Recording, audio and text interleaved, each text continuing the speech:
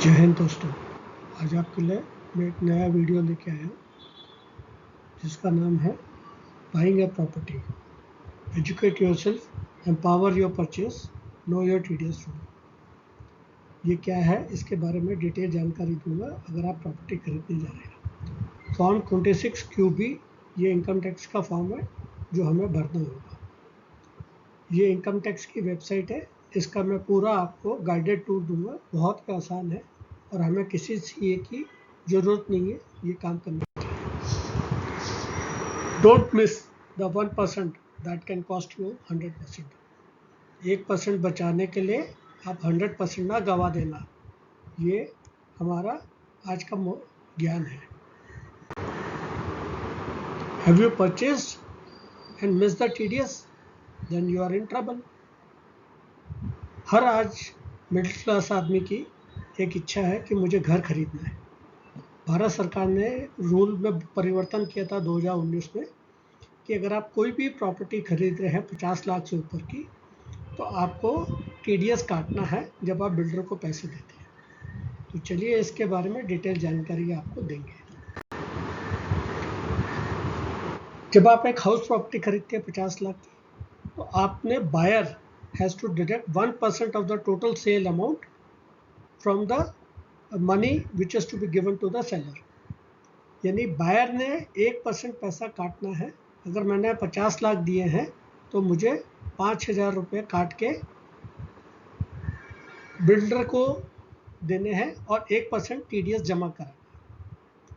अगर हमने मकान की पेमेंट इंस्टॉलमेंट में है तो हर इंस्टॉलमेंट जो कटेगी उसमें से 1% TDS काटना है।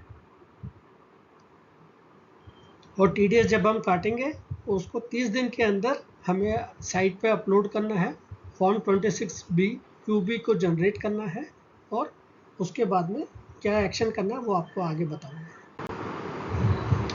Buyer of the property need to obtain a TAN for depositing the TDS with the government. You can make the payment by PAN also. अब हम जितने बायर हैं वो इंडिविजुअल आदमी हैं और हमें टैन लेने की कोई ज़रूरत नहीं है। टैक्स डिडक्टेड अकाउंट नंबर जो है वो बिजनेस वालों के लिए है। मैं ऐसे इंडिविजुअल हूँ, मैं पैन से ही टैक्स TDS डिडक्ट करूँगा और जमा कराऊँगा। ठीक है। After deducting TDS through e-tax payment option net banking की तरह, the buyer is required to furnish the TDS certificate, that is form 16B, to the seller. अब सेलर के साथ हमारा एग्रीमेंट होता है कि जी आपने 70 लाख देने हैं और आपका पेमेंट की टर्म है 20 लाख, 20 लाख, 20 लाख और 10 लाख। तो पहले 20 लाख पे आपको 1% काटना है, तो जितनी इंस्टॉलमेंट है सब पे कटेंगी, TDS जमा होगा और उसको 1% जो आपने काटा है उसका फॉर्म 16B जनरेट करके सेलर को देना है। तभी सेलर इनकम टैक्स से वो पैसा ले पाएगा। इसका बेसिक पर्पस ये था, जितने हमारे प्रॉपर्टी जो प्रोजेक्ट मैनेजर हैं या सेलर हैं या जो बायर है, उसकी जिम्मेदारी है 1% पैसा काटना है और उसको सरकार के खाते में जमा करना है। तो सेलर के पास कोई ऑप्शन नहीं है, वो पैसा 1% लेने के लिए उसको इनकम टैक्स के पास जाना पड़ेगा।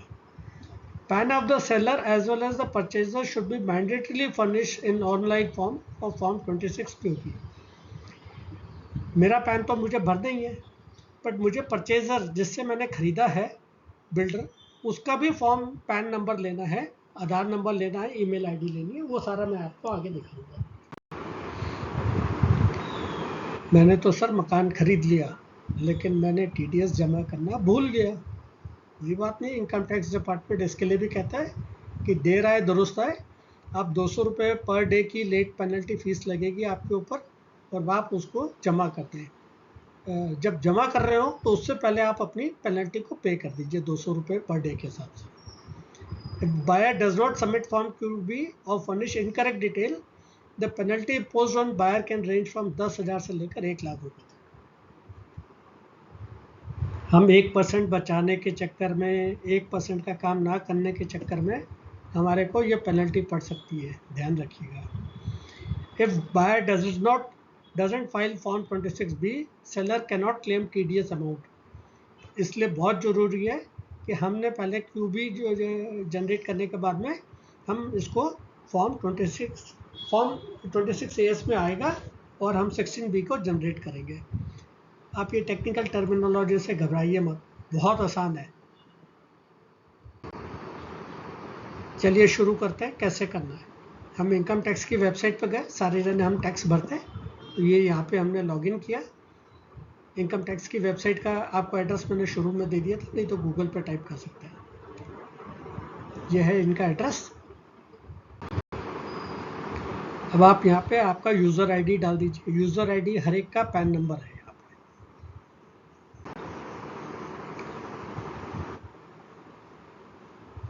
इसके बाद आप कंटिन्यू करेंगे।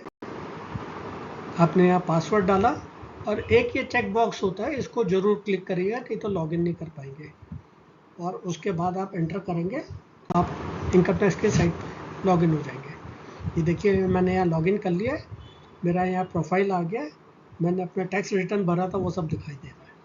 आपके आगे क्या करना है, अगर मेरा कोई डिटेल गलत है तो मैं यहाँ से उसको अपडेट कर सकता हूँ, कोई पुराना डिटेल है, नहीं तो हम आगे स्टेप पे चलते हैं।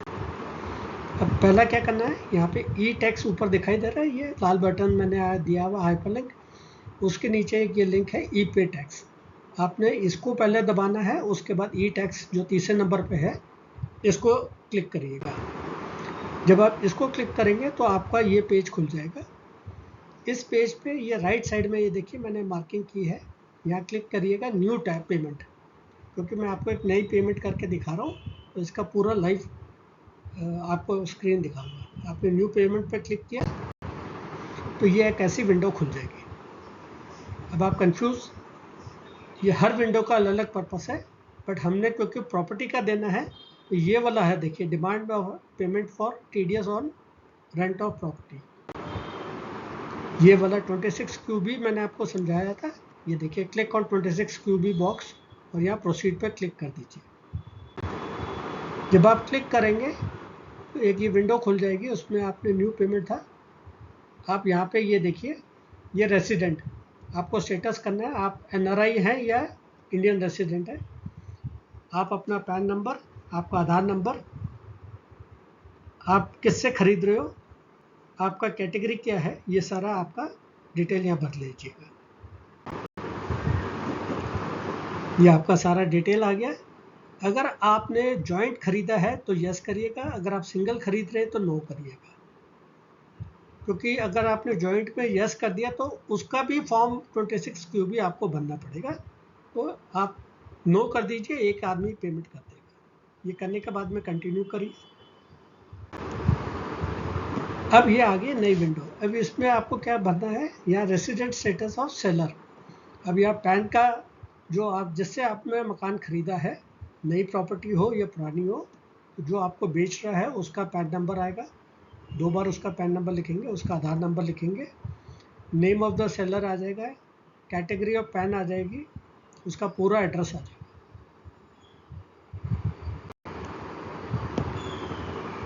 पूरा address, pin code, area code, सारा डिटेल आपको इसमें भरना है। ध्यान रखिएगा, इसमें कोई गलती मत करिएगा। और अगर ये यहाँ फिर पूछ रहा है कि सेलर एक से ज़्यादा है या नहीं, तो अगर एक से ज़्यादा नहीं है तो नो करिएगा। अब ये देखिए सेलर के डिटेल मैंने भर दिए, तो सेलर का नाम आ गया है, जो बिल्डर से मैंने प्रॉपर्टी खरीद रहा हूँ, ये बिल्डर का एड्रेस आ गया है, यहाँ इसका ईमेल आईडी आ गया है, फ़ोन नंबर आ जाएगा, और क्या प्रॉपर्टी टाइप है, सारा कुछ डिटेल यहाँ पे भर के आ जाएगा। इसको मैं क्रॉस चेक कर लूँगा। अब आपने क्या करना है, इंस्टॉलमेंट है, पेमेंट टाइप कैसी है, मैंने इंस्टॉलमेंट में दे रहा हूँ, तो मैंने यहाँ पे क्लिक किया इंस्टॉलमेंट। क्या ये लास्ट पेमेंट है, नहीं, अभी और पेमेंट होनी है। कितना अमाउंट पे कर रहे हैं आप, इस समय इतना पे कर रहे हैं, तो इसका 10% ये अमाउंट आ जाएगा। तो ये देखिए amount of TDS to be deducted, मैंने ये एक्स अमाउंट है, उसका 1% कैलकुलेट करके ये आ जाएगा। और अब आप यहाँ जाएंगे और इसको चेक करेंगे और उसको पे करेंगे। जब आपने देख लिया पूरा क्लियर है, कोई पेनल्टी नहीं थी, कोई कुछ नहीं था, मैंने इस पर पे नाउ करूँगा। जब आप पे नाउ करेंगे तो एक ऐसी विंडो खुलेगी जिसमें टर्म्स एंड कंडीशन है, इसको क्लिक करिएगा और सबमिट टू द बैंक। अब इसके बाद आपके पास ऑप्शन आ जाएगा आप कैसे पेमेंट करना चाहते हैं। पेमेंट के सारे ऑप्शन अवेलेबल हैं। आप नेट बैंकिंग से कर सकते हैं, डेबिट कार्ड से कर सकते हैं, बैंक के काउंटर पे जाके कर सकते हैं, एनईएफटी कर सकते हैं, या क्रेडिट कार्ड या यूपीआई से पेमेंट कर सकते हैं। और यहाँ पे मैं इसको ऑनलाइन पेमेंट करने जा रहा हूँ। मेरा रेसिडेंट स्टेटस सेट कर लिया और मैंने नेट बैंकिंग को सिलेक्ट किया है, और मैं स्टेट बैंक की नेट बैंकिंग को यूज़ कर रहा हूँ यहाँ पे। नहीं तो आप बाकी भी किसी भी बैंक का गेटवे यहाँ पे यूज़ कर सकते हैं नेट बैंकिंग के लिए। अब ये मेरा फॉर्म खुल गया, यहाँ मेरा अकाउंट नंबर आ जाएगा। यहाँ पे ये डाटा अपने आप उठा रहा है वहाँ से कि आपने कितना कितना पे करना है। तो यहाँ ये देख लीजिए, यहाँ पे आ गया अमाउंट कि मुझे ये अमाउंट पे करना है 2000। तो ये करने के बाद में आप नेक्स्ट क्लिक करेंगे, आपकी ये पेमेंट कंफर्मेशन पेज आ जाएगा कि आपकी पेमेंट सक्सेसफुल हो गई है। जैसे ये सक्सेसफुल हो जाती है आप इसका एक स्क्रीनशॉट खींच के रख लीजिए, और ये पेज वापस अपने आप इनकम टैक्स की वेबसाइट पे जाएगा। ये देखिए, पेमेंट कंफर्मेशन डाउनलोड रिसीट। कितना आसान था, 1% जमा करना सरकार के खाते में। दिक्कत हुई? ये इतना ही आसान है जितना हम नेट बैंकिंग करते हैं। ये हो गया आपका चालान सबमिट। अब आप यहाँ से चालान को डाउनलोड कर सकते हैं। और ये रेफरेंस नंबर है, ये बहुत ज़रूरी है, इसको भी आप संभाल के रख लीजिएगा, अदरवाइज चालान में लिखा हुआ आ जाएगा। अब हमने चालान को खोल लिया। ये देखिए यहाँ पे मेरा पैन नंबर आ गया, मैंने ख़रीदा है, किससे ख़रीदा है, कौन सा फाइनेंशियल ईयर है, कितना मैंने टीडीएस पे किया था, और ये एक्नॉलेजमेंट नंबर जो मैंने आपको बोला था संभाल के रखिएगा, और ये और बाकी पेमेंट डिटेल। तो ये चालान आपका जनरेट हो गया। ये चालान पेज की सेकंड पेज है। अब आपने क्या करना है, जब चालान जनरेट हो गया आप अगले दिन फिर से लॉगिन करेंगे। इस बार हमने ट्रेसेस की वेबसाइट पे जाएंगे। ट्रेसेस में आपका अकाउंट हो जाना चाहिए, कोई बड़ी बात नहीं है, क्योंकि आप इनकम टैक्स पे करते हैं तो आपका ट्रेसेस से अकाउंट ऑलरेडी लिंक है। जब खोलेंगे यहाँ चेक करिएगा और प्रोसीड करेंगे। और जब हम करेंगे तो यहाँ पे ये देखिए, ये मैंने इसका वो दे दिया है हाइपरलिंक ट्रेसेस की साइट का। यहाँ पे हमने क्लिक करना है टैक्स पेयर, क्योंकि हमने टैक्स डायरेक्ट किया था। ये डायरेक्टर वाले पे मत करिएगा क्योंकि वो दूसरा है। हम टैक्स पेयर है, हम टैक्स पेयर पे क्लिक करेंगे। आपने यहाँ अपना पैन नंबर डालना है, वो पैन नंबर यहाँ दोबारा ऑटो पॉपुलेट हो जाएगा, और यहाँ पे हमने पासवर्ड डालना है, कैप्चा भरेंगे और लॉगिन करेंगे। ये मेरा लॉगिन हो गया, यहाँ मेरा नाम आ गया। अब हमने क्या करना है, फॉर्म 16 को डाउनलोड करना है जो हमने अभी चालान जमा कराया था। तो सबसे राइट में एक कॉलम है डाउनलोड, उसमें सेकंड नंबर पे आ जाइए फॉर्म 16B। अभी हमने रिक्वेस्ट डालेंगे फॉर्म 6, और ये देखिए लास्ट में आ रहा है ना फॉर्म 26QB लिखा हुआ। तो आपने यहाँ क्या करना है, डाउनलोड और सेकंड बटन पे जाना है। अब ये जब आप इस पर क्लिक करेंगे तो ये देखिए ये फॉर्म खुल गया। इस पर आपने क्या भरना है, फॉर्म टाइप सिलेक्ट करेंगे, असेसमेंट ईयर सेलेक्ट करेंगे, और एक्नॉलेजमेंट नंबर जो चालान में दिया है वो टाइप करेंगे, और पैन ऑफ द सेलर जो हमने सेलर का पैन नंबर लिया था वो यहाँ डालेंगे और प्रोसीड करेंगे। देखिए मैं डाटा भर रहा हूँ आगे। ये मैंने यहाँ फॉर्म टाइप 26QB जो चालान मैंने जनरेट किया था, असेसमेंट ईयर ये हो गया, ये एक्नॉलेजमेंट नंबर जो मैंने आपको दिखाया था वो डाला, और ये मेरे जिससे मैंने बिल्डर से मकान खरीदा उसका पैन नंबर, और प्रोसीड पे क्लिक करेंगे। ये ऊपर में देख लीजिए, ये फॉर्म 16B को डाउनलोड करने का प्रोसीजर। जब आपने सबमिट करेंगे तो ये आपका डाटा एक बार पॉपुलेट होकर दिखा देगा, आपका नाम, आपके पिताजी का नाम, आप प्रॉपर्टी खरीद रहे हैं, और सबमिट रिक्वेस्ट। ठीक है, जब आप ये सबमिट रिक्वेस्ट कर देंगे तो आपका ये रिक्वेस्ट नंबर जनरेट हो जाएगा। ये देखिए ये नंबर को आप मैंने अंडरलाइन किया हुआ है, इसको आप फ़ोटो खींच के रख लीजिए और इसको एक दिन छोड़ दीजिएगा। अब वापस हम इसी वेबसाइट पे जाएंगे एक अगले दिन, और यहाँ डाउनलोड सेक्शन में फिर से लॉगिन करने के बाद जाएंगे, और पहला जो कॉलम है रिक्वेस्ट डाउनलोड, हम यहाँ क्लिक करेंगे। यहाँ पे ये क्या है, हमारे रिक्वेस्ट हमने कब डाली थी वो डेट आ जाएगी। रिक्वेस्ट नंबर जो भी हमने पिछले पेज में दिखाया था वो डाल दीजिएगा। नहीं अगर आपको ध्यान है तो ये 3 चीज़ें हैं ऊपर, आपने किस तारीख को रिक्वेस्ट डाली थी, रिक्वेस्ट नंबर से या व्यू ऑल। तो जब आप व्यू ऑल करेंगे तो जो भी आपकी रिक्वेस्ट पेंडिंग होगी वो सारी यहाँ पे दिखाई दे जाएगी। ये देखिए form 26 B acknowledgement number, form 16 B की मैंने किया है और यहाँ देखिए ये आ रहा है सबमिटेड, यानी अब मैंने रिक्वेस्ट भेज दी गई है, उनको मिल गई है। जब ये अवेलेबल होगा तब हम इसको क्लिक करेंगे डाउनलोड करना, तब तक ये पेंडिंग रहेगा। तो ये 1 दिन से लेकर 1 घंटे से 1 दिन तक टाइम लग सकता है। अब देखिए मैंने अगली बार लॉगिन किया, सेम व्यू ऑल में क्लिक किया, डाउनलोड से गए थे और यहाँ पे हमने ये मेरा वो आ गया और ये देखिए स्टेटस यहाँ पे क्या आ रहा है, अवेलेबल। अवेलेबल का मतलब अब ये मेरा फॉर्म 16 भी जनरेट हो गया और मैं इसको डाउनलोड कर सकता हूँ। आप इसको हाईलाइट करिए और यहाँ पे क्लिक करिएगा डाउनलोड करिए। ये देखिए जैसे ही आप डाउनलोड करने के लिए क्लिक करेंगे तो ये स्क्रीन खुल जाएगी। ये बहुत इंपॉर्टेंट स्क्रीन है, इसको ध्यान से पढ़िए सारी इंस्ट्रक्शन, और सबसे अच्छा है इसकी फ़ोटो ले लो, आपको दिक्कत नहीं आएगी। फॉर्म 16 बी को खोलने का पासवर्ड क्या है वो सब इंस्ट्रक्शन याद होगी, तो आप इसको पढ़ने के बाद में इसको क्लोज कर दीजिए और ये फाइल को यहाँ सेलेक्ट करेंगे, सिंगल लाइन को सॉरी, और ये HTTP पे डाउनलोड करेंगे। जब आप डाउनलोड करेंगे तो ऐसे फाइल खुल जाएगी, तो आप इसको सेव कर लीजिए और ओके कर दीजिए। जब आपका ये आफ्टर कैसा दिखाई देगा ये मैं आपको दिखाता हूँ। और ये फॉर्म को आपने सेलर को भेजना है, आप फिजिकली भी जाके देख के आ सकते हैं, नहीं तो उसके ईमेल पे आप भिजवाते हैं। ये देखिए ये फॉर्म 16 भी जनरेट हो गया, यहाँ पे मेरा नाम, मेरा एड्रेस आ गया, यहाँ बिल्डर का नाम और उसका वो सारा डिटेल आ गया, मेरा पैन आ गया, पैन ऑफ डायरेक्टर आ गया, क्या साल है, कितना पेमेंट किया है। अब ये प्रूफ हो गया है सेलर के लिए, वो इनकम टैक्स से अपने अकाउंट को सेटल कर लेगा। अब आप बताइए कितनी दिक्कत आई आपको, बहुत आसान। तो अगर आपको अभी भी कोई दिक्कत या शंका हो तो आप मुझे कभी भी, मैं लास्ट में ईमेल आईडी दूंगा, आप मुझे कॉन्टैक्ट कर सकते हैं। अब ये तो हुआ प्रॉपर्टी कैसे खरीदें और TDS कैसे जमा कराएं। अब मैं आपको कुछ ज्ञान की बातें भी बता देता हूँ। एक भारत सरकार की बहुत अच्छी वेबसाइट है PG पोर्टल, जिसको CP ग्राम से भी कहते हैं। आप इसमें अपना अकाउंट बना लीजिए, ये वेबसाइट का एड्रेस है। और किसी भी इशू रिलेटेड कंप्लेंट हो, state government, PSU, bank, central government, post office, judiciary, जिसकी भी कंप्लेंट है आप यहाँ पे डाल सकते हैं। बहुत अच्छी वेबसाइट है। दूसरा, आपके बच्चों के, आपकी बीवी के, सबके मोबाइल पे ये डिजी लॉकर एक ऐप है, आप इसको वेबसाइट से भी कर सकते हैं, नहीं तो ऐप आपके फ़ोन पे जरूर लीजिए।